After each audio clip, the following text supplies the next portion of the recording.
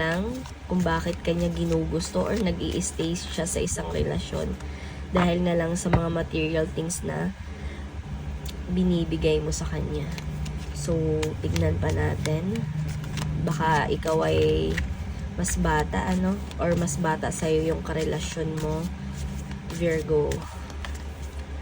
So, minsan turuan din natin ng leksyon yung mga karelasyon natin, lalong-lalo na kung mas bata sa'yo, itas nyo din yung kanilang loyalty. Okay, tignan pa natin. We have the Lovers, intimate relationship, carefully weigh your decisions. So, ayan, may mga parating ding opportunity sa inyo, bagong career. Yan, sa mga walang trabaho ngayong buwan na to, ayan. So, mga ilang buwan, walang mga trabaho, ayan, matagal nyo nang inaantay.